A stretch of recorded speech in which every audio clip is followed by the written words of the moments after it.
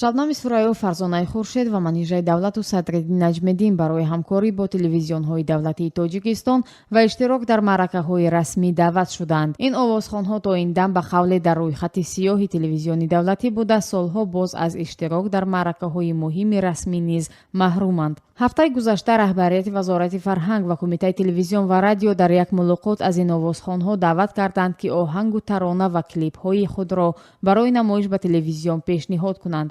манобеи огоҳ аз хабар гуфтанд, аз ҳунармандон таъкид шудааст бояд ба либос ва матну оҳангҳои худ низ таваҷҷӯҳ дошта бошанд. Фарҳод Зикиров, навозандаи маъруфи тоҷик, ки дар ин мулоқот ҳузур доштааст, гуфт мақомот инчунин дар бораи ахлоқи овозхонҳо суҳбат карданд.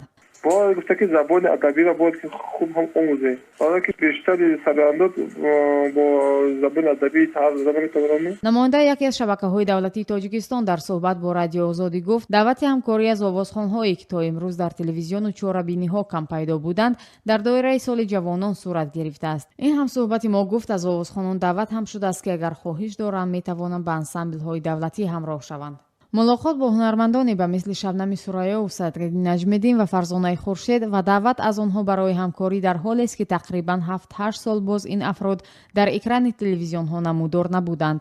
мухлисон танҳо аз роҳҳои дигар, аз ҷумла диску интернет ва консертҳои алоҳида ё аз навори тӯю маъракаҳо таронаҳои нави онҳоро мешуниданд. дар солҳои ахир онҳо тавассути саҳифаҳои худ дар фейсбук бо мухлисон дар тамосанд. дар гузашта расонаҳо ва бархе аз овозхонон аз вуҷуди як рӯйхати ба истилоҳ сиёҳ дар телевизион суҳбат мекарданд, ки он бархе аз овозхонону шахсиятҳоро аз роҳ ёфтан ба шабакаҳои давлатӣ манъ мекунад. қайчӣ шудани ҳунарнамоии Шабнами Сураё дар Наврӯзи 2011 аз барномаи телевизионӣ ҳадсу гумонҳоро дар бораи рӯйхати сиёҳ бештар кард. аммо масъулини шабакаҳои давлатӣ дар суҳбатҳои худ мегуфтанд, ки чунин як феҳристе вуҷуд надорад ва танҳо заъфи матну мувофиқ набудани либос боис мешавад бархе аз ҳунармандон ба эфир роҳ наёбанд. Валиҷон Азизов, овозхони тоҷик, ҳам аз зумраи сарояндаҳои маҳрум аз имкони ширкат дар чорабиниҳои давлатӣ дар ҳузури президент будааст. Валиҷон рӯзи 24 апрел гуфт, ҳарчанд бархе аз оҳангҳояш аз тариқи телевизион намоиш дода мешавад, аммо то ба ҳол барояш сабаби даъват нашудан ба барномаҳои консертии давлатӣ маълум нест. راستی سال 2013 بود که 12 بود با همراهی بهرام غفوری یک آهنگی تاجیکستان کردیم. روز ملی صبح بود، در اونجا جناب عالی اشتراک می‌کردن.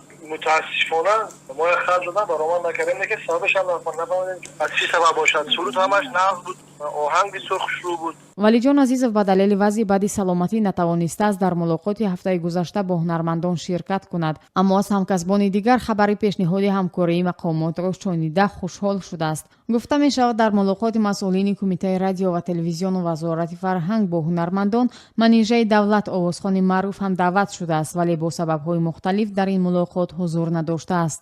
Зеваршоҳи Муҳаммад, хабарнигори тоҷик, ки бештар масоили фарҳангиро пайгирӣ дорад, гуфт ҳунармандон то чанд соли қабл барои муаррифии худу таронаҳояшон ба шабакаҳои давлатӣ ниёз доштанд, аммо имрӯз телевизион ба онҳо ниёз дорад.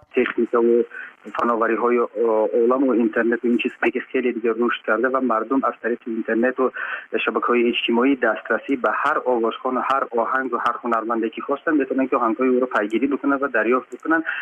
берун овардани овозхонон аз феҳристӣ ба истилоҳ сиёҳ ё даъват барои ҳамкорӣ аз сӯи мақомот дар ҳолест, ки ба гуфтаи Зеваршоҳи Муҳаммад дар ин авохир ҳосили кори сарояндаҳо аз лиҳози матну оҳанг хеле беҳтар шудааст. қарор аст нахустин консерти бузурги овозхонони маъруфи тоҷик, ки солҳо боз аз саҳнаи давлатӣ дур буданд, дар ростори рӯзи ҷавонон 23 май баргузор шавад. овозхонон аз ҳоло барои иштирок дар ин чорабинӣ матну оҳангҳои худро пешниҳод карданд ва дар сурати дарёфти хулосаи мусбат аз ҷониби шӯрои бадеӣ баъди тақрибан 8 сол аз тариқи телевизионҳои давлатӣ намоиш дода хоҳанд шуд.